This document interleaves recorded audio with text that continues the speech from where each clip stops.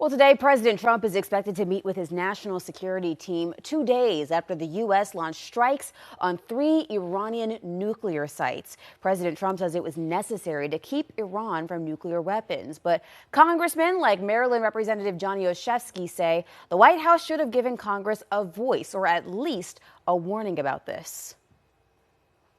If this president is willing to ignore the requirements of the Constitution and the War Powers Act in this instance, what's to stop him from pursuing military action in other parts of the world? This is a president who promised to be a peacetime president and not have a war.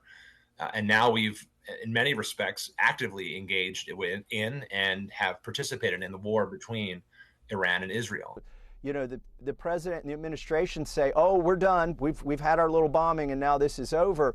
But what happens if this drags on between Israel and Tel Aviv gets pummeled by Iran? Is President Trump going to say we're going to sit by and not do anything in that instance?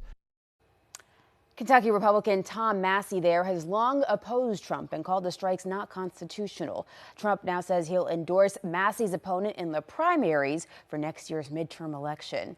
Governor Wes Moore, an Army veteran himself, also responding to the strikes, saying in part, quote, "Public safety is my top priority, and we are actively working with all levels of government to remain vigilant against any potential retaliatory event, whether cyber or physical."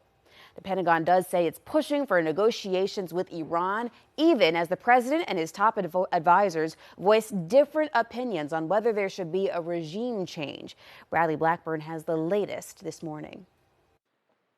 This morning, mixed messages on Iran. On social media Sunday, President Donald Trump wrote, "It's not politically correct to use the term regime change, but if the current Iranian regime is unable to make Iran great again, why wouldn't there be a regime change?" He posted hours after his Secretary of State, Marco Rubio, said this on CBS News Face the Nation. What we are focused on is not the changing of the regime.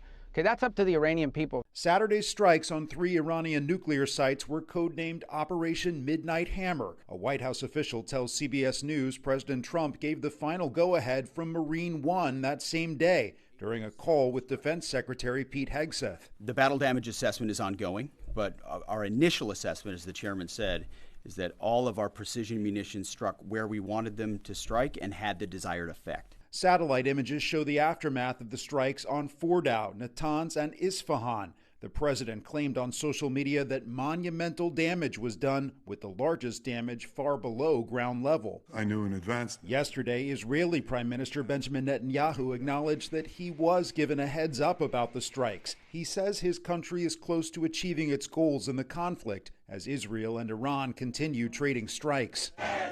Anti-war protests popped up around the U.S. Sunday as the White House now calls for diplomacy with Iran over its nuclear program. Bradley Blackburn, CBS News.